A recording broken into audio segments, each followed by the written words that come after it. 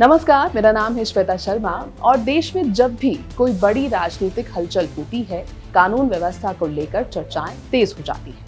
लेकिन क्या आप जानते हैं कि हमारे देश में लॉ एनफोर्समेंट एजेंसीज को स्थिति नियंत्रण में रखने के लिए एक्स्ट्रा ऑर्डिनरी स्टैट्यूटरी पावर्स कब सौंपी जाती हैं?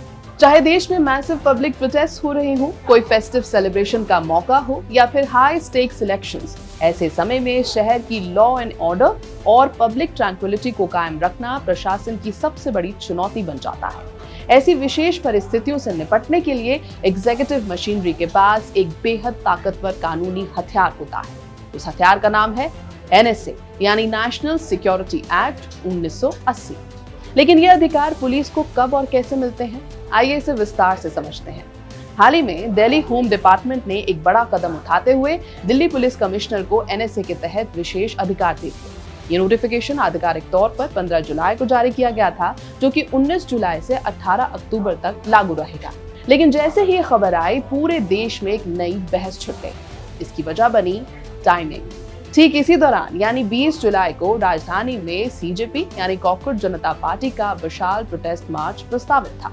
परीक्षा घोटालों और विभिन्न मांगों को लेकर हुए इस प्रदर्शन और पार्लियामेंट मार्च के ठीक पहले पुलिस को ये पावर मिलने से माहौल गर्मा गया। दोनों घटनाओं की क्रोनोलॉजी आपस में मिलते ही इंटरनेट और सोशल मीडिया प्लेटफॉर्म्स पर रूमर्स का सैलाब आ गया। दावा किया जाने लगा कि सरकार ने सीजेपी प्रोटेस्टर्स और उनके प्रदर्शन को सप्रेस करने के लिए ये फैसला अचानक लिया। इंटरनेट पर इसे एक इमरजेंसी सिक्योरिटी प्रोटोकॉल या फिर विशेष टारगेटेड डिक्री के रूप में पेश किया गया, जिसने जनता और प्रदर्शनकारियों के बीच काफी भ्रम और एप्रीहेंशन पैदा कर दिया। जब विवाद और स्पेकुलेशन हद से ज्यादा बढ़ने लगे तो दिल्ली पुलिस को सामने आकर अपना आधिकारिक क्लैरिफिकेशन जारी करना पड़ा। दिल्ली पुलिस ने साफ कहा कि ये कोई एड हॉक डिसीजन या आपातकालीन कदम नहीं है। सबसे पहले ये एक रूटीन एडमिनिस्ट्रेटिव रिन्यूअल है जो हर 3 महीने यानी क्वार्टरली बेसिस पर बिना किसी नागा के किया जाता है। दूसरी बड़ी बात जो दिल्ली पुलिस ने कही, इस आदेश की फाइल यानी इंटरनल ऑफिशियल प्रोसेस 7 जुलाई को ही शुरू हो चुका था, जो कि सीजेपी के विरोध प्रदर्शनों की शुरुआत से काफी पहले की बात है।